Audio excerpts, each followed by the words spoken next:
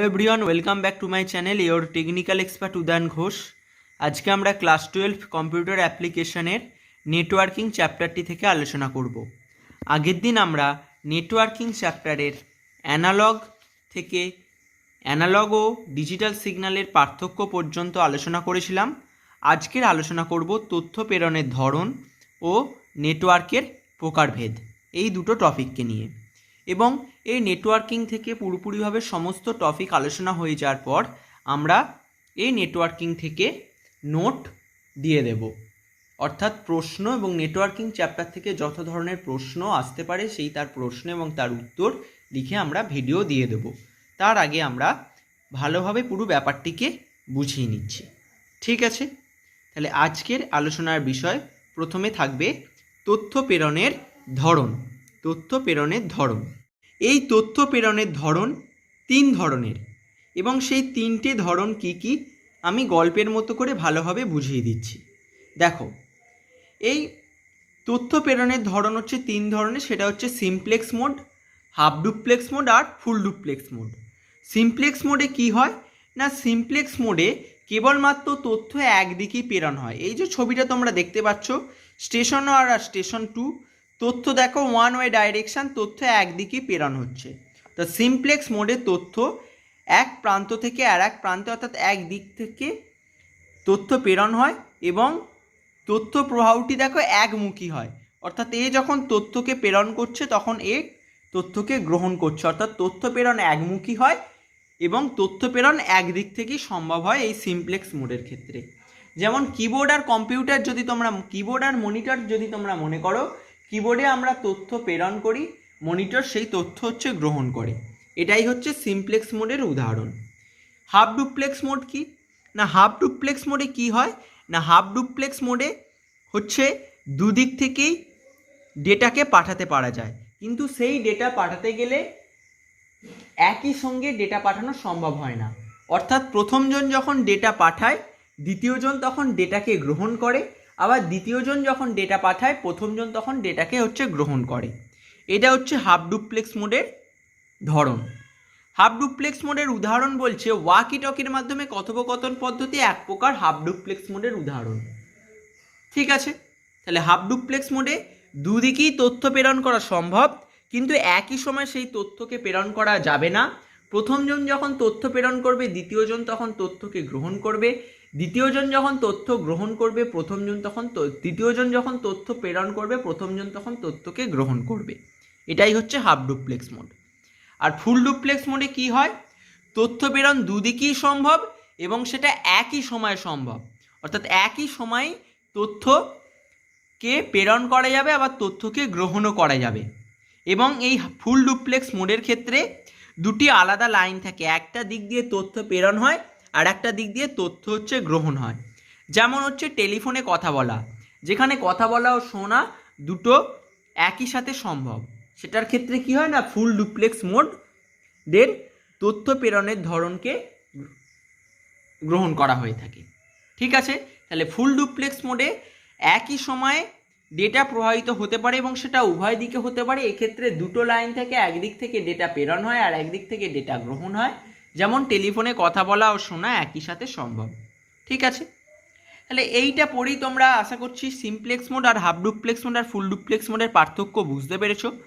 Simplex মোডের বলছে তথ্য প্রেরণ সর্বদা একমুখী হয়, আর হাফ ডুপ্লেক্সের তথ্য প্রেরণ উভয় দিকেই হতে পারে, তবে একই সময় নয়। আর ফুল ডুপ্লেক্সের তথ্য প্রেরণ একই সময় উভয় দিকেই হতে পারে। সিমপ্লেক্সে এক্ষেত্রে একটি ডিভাইস প্রেরক ও অন্যটি সর্বদা গ্রাহক হিসেবে কাজ করে। হাফ ডুপ্লেক্সে এক্ষেত্রে শর্ত সাপেক্ষে দুটি ডিভাইসই প্রেরক ও গ্রাহক হিসেবে কাজ করতে পারে। আর ফুল ডুপ্লেক্সে এক্ষেত্রে দুটি ডিভাইসই একই সময় প্রেরক ও গ্রাহক হিসেবে কাজ করে। সিমপ্লেক্সের ক্ষেত্রে এক্ষেত্রে তথ্য প্রেরণের জন্য একটি মাত্র লাইন থাকে, হাফ ডুপ্লেক্সে এক্ষেত্রে তথ্য প্রেরণের জন্য একটি মাত্র লাইন থাকে, কিন্তু ফুল ডুপ্লেক্সে তথ্য প্রেরণের জন্য দুটি পৃথক লাইন থাকে। সিমপ্লেক্সে বর্তমানে এর ব্যবহার খুবই কম, হাফ ডুপ্লেক্সের ব্যবহার মাঝামাঝি, আর ফুল ডুপ্লেক্সের ব্যবহার হচ্ছে সর্বাধিক। তাহলে তথ্য প্রেরণের ধারণা নিয়ে আলোচনা করা হয়ে গেল।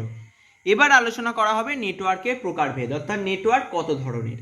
নেটওয়ার্ক হচ্ছে তিন ধরনের, একটা হচ্ছে ল্যান, ল্যান মানে হচ্ছে লোকাল এরিয়া নেটওয়ার্ক। মিনিংটা শুনিয়ে বুঝতে পারছো, অর্থাৎ কি, অর্থাৎ এই ধরনের নেটওয়ার্ক লোকাল এরিয়ায় কাজ করে। মনে করো কোনো একটা বড় বিল্ডিংয়ে বা কোনো বাড়িতে বা কোনো অফিসে, এই সমস্ত জায়গায় এই ল্যান নেটওয়ার্ক কাজ করে, local area network. Man metropolitan area network, অর্থাৎ এটা কোনো মেট্রোপলিটন, অর্থাৎ কোনো শহরতলিতে একটা বড় নেটওয়ার্কিং এর কাজ করতে হবে একটা শহরতলিতে, সেক্ষেত্রে ম্যান নেটওয়ার্কিংকে ব্যবহার করা হয়ে থাকে। আর ওয়াইড এরিয়া নেটওয়ার্ক মানে হচ্ছে ওয়ান, যেটা হচ্ছে সারা বিশ্বব্যাপী নেটওয়ার্ককে সংযুক্ত করার জন্য এই ওয়ান নেটওয়ার্ককে ব্যবহার করা হয়ে থাকে। এ সম্বন্ধে এবার আমরা হচ্ছে বিশদে জানব। কি আছে না local area network. Local area নেটওয়ার্কের ক্ষেত্রে কি করা হয়ে থাকে না, লোকাল এরিয়া নেটওয়ার্ক না, এই নেটওয়ার্কে একটি নির্দিষ্ট অঞ্চল বা একটি বিল্ডিংয়ের মধ্যে লোকাল এরিয়া নেটওয়ার্ক ব্যবস্থাকে, একটি লোকাল এরিয়া নেটওয়ার্ক ব্যবস্থা হচ্ছে সীমাবদ্ধ থাকে। ঠিক আছে, এটা হচ্ছে দেখো, মনে করো এখান থেকে এই ল্যান নেটওয়ার্কের মাধ্যমে দেখো একটা মনে করো বড় বিল্ডিংয়ে অনেকগুলো কম্পিউটার রয়েছে, সেই কম্পিউটারে বা একটা বাড়িতে কম্পিউটার রয়েছে, বা একটা বাড়ি থেকে অনেকজন হচ্ছে নেটকে ইউজ করে বিভিন্ন ধরনের কাজ করে। সেক্ষেত্রে কি করা হয়, সেক্ষেত্রে এই ল্যান নেটওয়ার্কিংকে কাজে লাগানো হয়। তবে এই ল্যান নেটওয়ার্কিংকে কাজে লাগানো হয় না, এই দেখতে পাচ্ছ ল্যানের সাহায্যে বিভিন্ন কম্পিউটারে নেটওয়ার্কিংয়ের ব্যবস্থা সুবিধা দেওয়া হয়ে থাকে। ঠিক আছে, অর্থাৎ লোকাল এরিয়া নেটওয়ার্কে একটা বড় বাড়ি বা একটা বড় বিল্ডিংয়ে বা কোনো অফিসে এই ধরনের নেটওয়ার্কিংয়ের ব্যবস্থা হচ্ছে সীমাবদ্ধ থাকে। ঠিক আছে, আর এই জন্যই হচ্ছে লোকাল এরিয়া নেটওয়ার্ক হচ্ছে ব্যবহার করা হয়ে থাকে। দেখো এখানে বলেছে নেটওয়ার্কের এই ব্যবস্থা একটি ভবনের বিভিন্ন তলে অবস্থিত কম্পিউটারগুলির মধ্যে সংযোগ স্থাপন করে লোকাল এরিয়া নেটওয়ার্ক গড়ে ওঠে। বড় কোনো অফিস বা বাণিজ্যিক প্রতিষ্ঠানে অনেকগুলি ব্যবহারকারীর মধ্যে প্রয়োজনীয় কার্যাদি সম্পন্ন করার উদ্দেশ্যে এই ধরনের নেটওয়ার্ক স্থাপন করা হয়। এই নেটওয়ার্কের অবস্থা একটি ভবন কেন্দ্রীয় হলো এর পরিধি সর্বোচ্চ 1 কিমি বা তার কম অঞ্চলের মধ্যে সীমাবদ্ধ থাকে। এই নেটওয়ার্কের মধ্যে data entry, data processing, email ইত্যাদি কাজ করা যায়। ঠিক আছে, এবার হচ্ছে এই দেখো এখানে আমি একটা জিনিস লিখে রেখে দিয়েছি, আরপানেট হচ্ছে প্রথম নেটওয়ার্কিং ব্যবস্থা। বলতে প্রথম কম্পিউটার নেটওয়ার্কিং ব্যবস্থা হচ্ছে আরপানেট। এই আরপানেট আরপানেটটি হচ্ছে প্রথম কম্পিউটার নেটওয়ার্কিং ব্যবস্থা। ঠিক আছে, এটা একটু জেনে রাখো। এরপর জেনে রাখো এই ল্যানের বৈশিষ্ট্য কি না, ল্যান নেটওয়ার্ক বিস্তৃতি খুবই ছোট, এটা ঘর, বাড়ি, বিল্ডিং এসবের অঞ্চলের মধ্যে সীমাবদ্ধ থাকে। এই নেটওয়ার্ক সাধারণত সরকারি বা বেসরকারি সংস্থার মালিকাধীন নয়। ব্যবহারকারী নেটওয়ার্কের সঙ্গে যুক্ত সমস্ত কম্পিউটার ও তার আনুষঙ্গিক যন্ত্রপাতি ব্যবহার করতে পারে। ল্যানে তথ্য আদান প্রদানের মূল মাধ্যম হলো কেবেল বা তার। ল্যান নেটওয়ার্কে কম্পিউটারগুলি একটি নির্দিষ্ট জ্যামিতিক বিন্যাসে পরস্পরের সঙ্গে যুক্ত থাকে। ল্যান নেটওয়ার্কে তথ্য প্রেরণের ত্রুটির পরিমাণ অপেক্ষাকৃত কম, তাই তথ্য প্রেরণ অনেক বেশি নিরাপদ। ল্যান নেটওয়ার্কে তথ্য প্রেরণে অন্য সমস্ত নেটওয়ার্কের তুলনায় খরচ অনেক কম, যেহেতু কম জায়গার মধ্যে হচ্ছে সীমাবদ্ধ থাকে, সেহেতু খরচ অনেক কম হয়। এই হলো ল্যানের হচ্ছে বৈশিষ্ট্য। ল্যানের গুরুত্ব কী কী রয়েছে?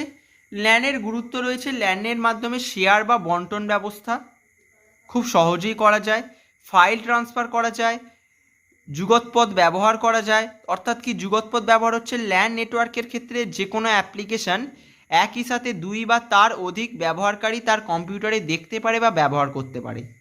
ঠিক আছে, যে কোনো অ্যাপ্লিকেশান একই সাথে 2 বা তার বেশি ব্যবহারকারী কি করতে পারবে না, তার কম্পিউটারে দেখতে পারবে বা ব্যবহার করতে পারবে। যে কোনো অ্যাপ্লিকেশান একই সাথে সেই অ্যাপ্লিকেশানটাকে সে দেখতে পারবে।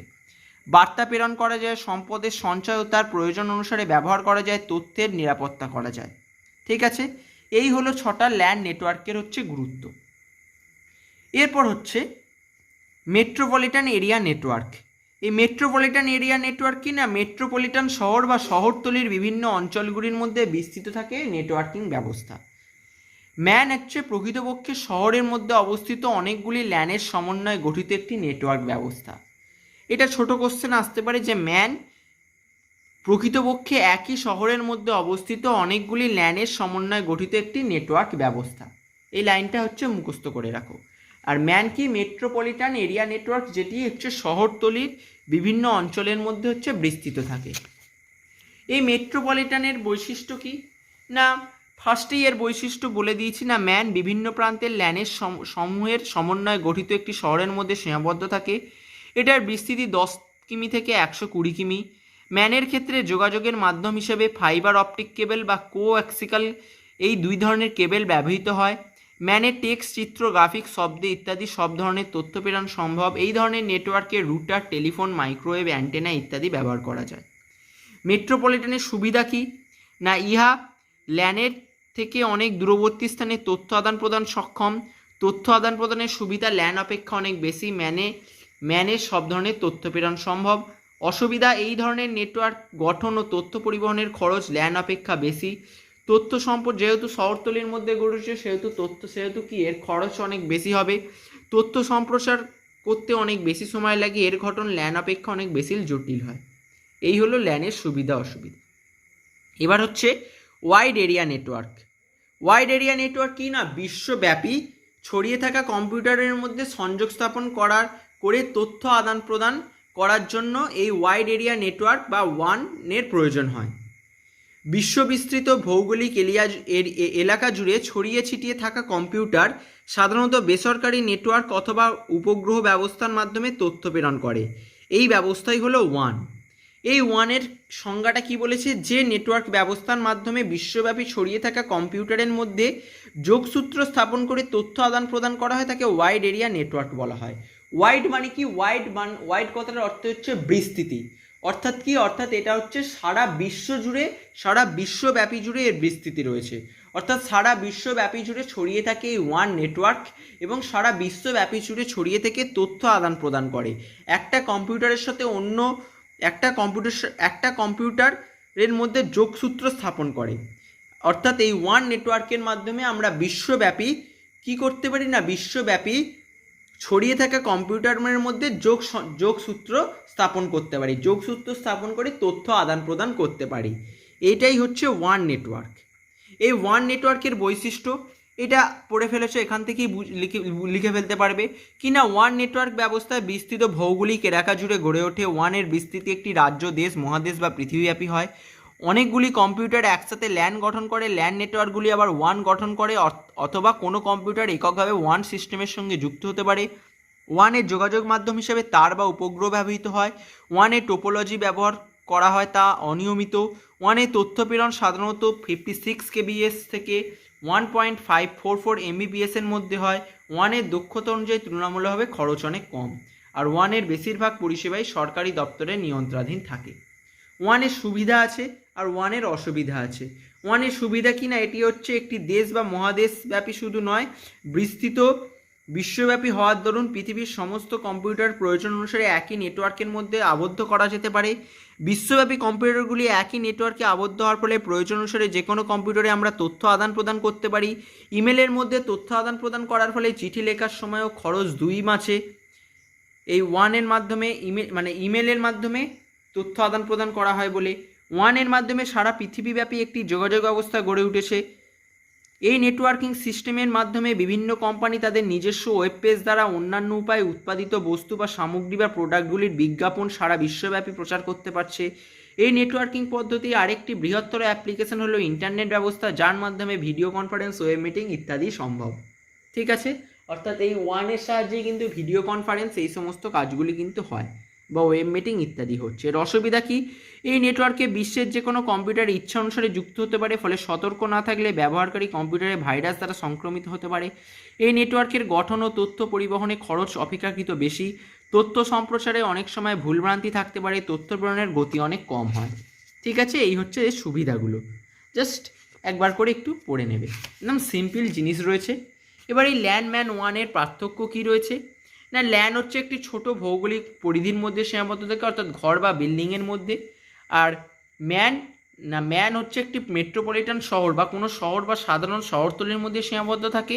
আর ওয়ান হচ্ছে সারা বিশ্বব্যাপীর মধ্যে হচ্ছে সীমাবদ্ধ, সারা বিশ্বব্যাপীর মধ্যে এর বিস্তার রয়েছে। ল্যান কি না, কতগুলো পার্সোনাল বা একক কম্পিউটার একটি নির্দিষ্ট সংযোগে যুক্ত হয়ে ল্যান গঠন করে। আর ম্যান অনেকগুলি ল্যান অথবা personal computer, telephone line, microwave antenna ইত্যাদির সঙ্গে যুক্ত হয়ে ম্যান গঠন করে। আর অনেকগুলি ল্যান অথবা personal computer, telephone line, microwave বা উপগ্রহ ব্যবস্থার সঙ্গে যুক্ত হয়ে ওয়ান গঠন করে।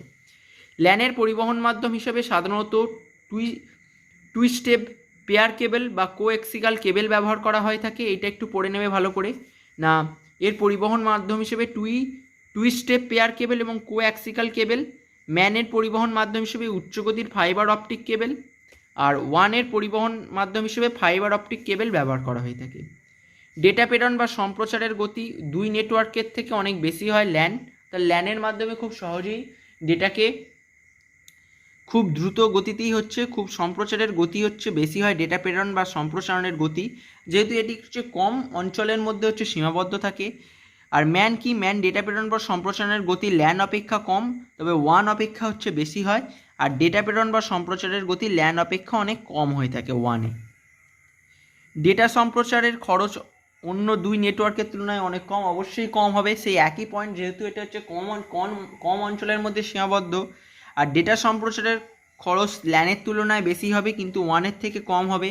আর এক্ষেত্রে ডেটা সম্প্রচারের খরচ অন্য দুই নেটওয়ার্কের তুলনায় অনেক বেশি। ব্যবহারকারীর প্রতিষ্ঠান বা কোনো ব্যক্তি এই নেটওয়ার্ক ব্যবস্থার মালিক। মেট্রোপলিটন শহরে অধীনস্থ থাকতে পারে, আবার বেসরকারি সংস্থার অধীনস্থ হতে পারে। আর ওয়ানের ক্ষেত্রে সরকারি ও বেসরকারি সংস্থা উভয়ই ব্যবস্থার মালিক হতে পারে। ল্যান নেটওয়ার্কের ডেটা প্রেরণের সম্প্রচারের ত্রুটি অনেক কম, কিন্তু ম্যানের ক্ষেত্রে কি ডেটা সম্প্রসারণের ত্রুটি ল্যানের তুলনায় বেশি, তো ওয়ানের তুলনায় কম। আর ডেটা সম্প্রসারণ বা প্রেরণের ত্রুটি দেখা যায় এই ওয়ানের ক্ষেত্রে। আর ল্যান নেটওয়ার্কিং ব্যবস্থায় অনেক কম সংখ্যায় মেশিন যুক্ত হয়। ম্যান যেহেতু অনেকগুলি ল্যান দ্বারা তৈরি হয়, সেহেতু ল্যান অপেক্ষা অনেক বেশি মেশিন যুক্ত হয়। আর ওয়ানের ক্ষেত্রে ইচ্ছা অনুযায়ী যত খুশি মেশিন যুক্ত হতে পারে। ঠিক আছে, এই হচ্ছে এদের একটা তুলনা বা পার্থক্য। ঠিক আছে, তাহলে খুবই সিম্পল জিনিস রয়েছে। তা ল্যান, ম্যান আর ওয়ান, এই তিনটে জিনিসকে তোমরা নিশ্চয়ই আশা করি ভালো করে বুঝতে পেরেছো। ল্যান হচ্ছে একটা নির্দিষ্ট অঞ্চলের মধ্যে সীমাবদ্ধ থাকে, সেটা কি একটা কোনো বাড়ি, একটা বড় বিল্ডিং বা একটা বাড়ি বা অফিসের মধ্যে সীমাবদ্ধ থাকে। ম্যান কি, ম্যান হচ্ছে কোনো শহরতলির মধ্যে সীমাবদ্ধ থাকে। আর ওয়ান কি না, সারা বিশ্বব্যাপী সংযুক্ত থাকে। ঠিক আছে, এই হলো এদের বেসিক ডিফারেন্স আর বেসিক কাজ। এটাই হলো নেটওয়ার্কের প্রকারভেদ। তাহলে আজকে আলোচনা করলাম তথ্য প্রেরণের ধরন আর নেটওয়ার্কের প্রকারভেদ। আজকের আলোচনাটা এই পর্যন্তই থাকবে। এখান থেকে তোমাদের যদি কিছু কোশ্চেন্স থাকে অবশ্যই আমাকে কমেন্ট করে জানিও, আমি অবশ্যই তার অ্যান্সার দিয়ে দেবো। এবং কোথাও যদি কিছু বুঝতে অসুবিধা হয় সেটাও জানিও, আমি অবশ্যই বুঝিয়ে দেবো। আর এই চ্যাপ্টারটা শেষ হলেই এখান থেকে তোমাদের বিভিন্ন ধরনের প্রশ্ন এবং তার উত্তর নিয়ে আলোচনা করে দেওয়া হবে, এবং প্রত্যেকটা জিনিসের একদম পুরো নোট আকারে দিয়ে তোমাদের একদম পুরোপুরিভাবে তৈরি করে দেওয়া হবে। আগে এই পুরো নেটওয়ার্কিংয়ে যা যা টপিক রয়েছে সমস্ত কিছু আগে ভালোভাবে বুঝে নিই ব্যাপারটা, এরপর আমরা নোট দিতে শুরু করব। আজকের ভিডিওটা এই পর্যন্তই থাকবে। ভিডিওটা ভালো লাগলে please like, share and subscribe. Thank you very much for watching this video.